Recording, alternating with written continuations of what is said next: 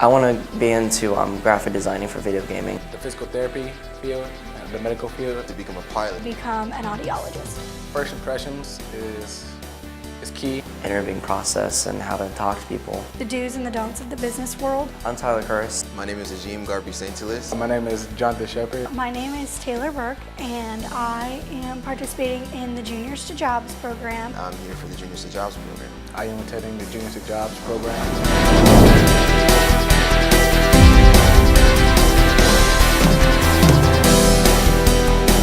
These are all juniors that are going to be seniors. This is their first time at actually having a job and working. And a lot of these kids don't know really the soft skills that it takes.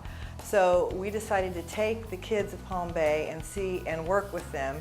We're doing a week-long foundations training with them to teach them the work readiness skills. Also teach them financial literacy.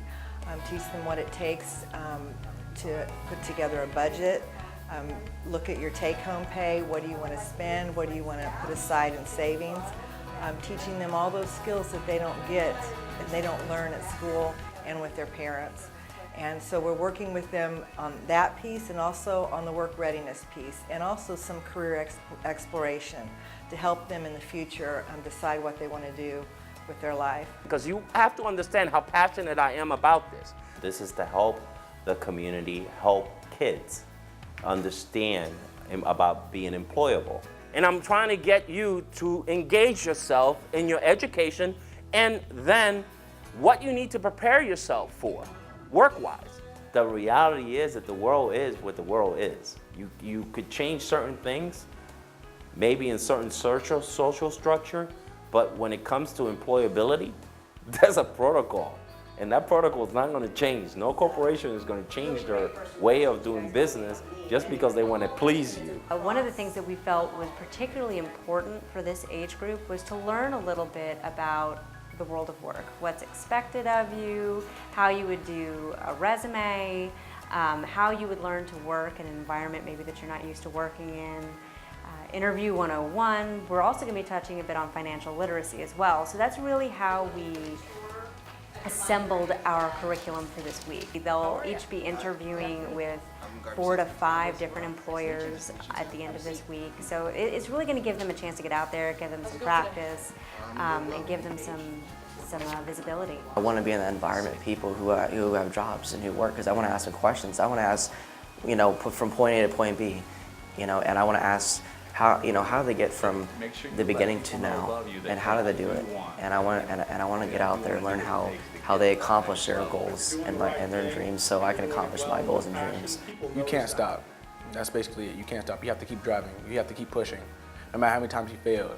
See, there's a lot of successful people out there that has made it successful for failing, for becoming failing and then succeeding after they fail, because they got back up and they kept pushing. Everything big starts off small, and it takes steps to reach the bigger level, and that's what I'm doing right now to intentionally achieve my dream job as a physical therapist. After high school, I would like to go to college, hopefully the University of Florida, and I would like to graduate with a doctorate's degree and become an audiologist. I think this program is fantastic. I was going to take a summer job opportunity before I found out about this, and instead decided to do this.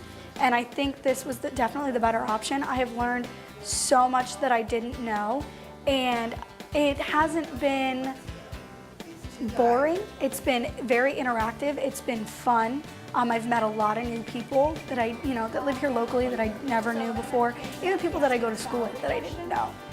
So I think this program was a fantastic idea, and I think it'll definitely be beneficial as it continues to grow. But eventually, through this attention that the community is going to have and these kids could put forth in the community, maybe other employers next year will want to come on and hire some of these kids. My biggest hope is just that we're giving them the tools they need to be successful.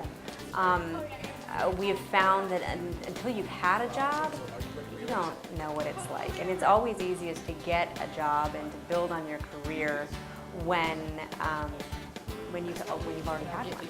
So we're hoping that by preparing them for these internships, they'll have a great experience. We'll be setting them up to learn as much as they possibly can, so that later in life, and once they've gone through whatever additional schooling they're going to be going through, they'll be ready. They'll have something on their resume that they can say, look at what I did at this time, and look at all of these skills that I've learned and skills that I've gathered. And so we really want them to be successful. It is what will help us regain a truly thriving economy around the U.S. If we can do this and replicate it in cities all over the United States, I think that it will really help. And I think that a program like this allows us to educate our business community that our youth are worth investing in. It's a great program. It helps get you ready for the real world. It gives you skills necessary to become a worker. Things that you wouldn't get normally, you can find in this program. Skills that you need in interviews, skills you need in the work environment, and how to deal with people. It is just so incredibly important to invest in our youth. And I think it's incredibly important for the youth to feel like they've been invested in, because it will only aid in their success. They are our future leaders, they are our future employers, they are our employees. This is a great opportunity for those willing to take part in it. It's wonderful, it is amazing, and I'm glad I have the opportunity.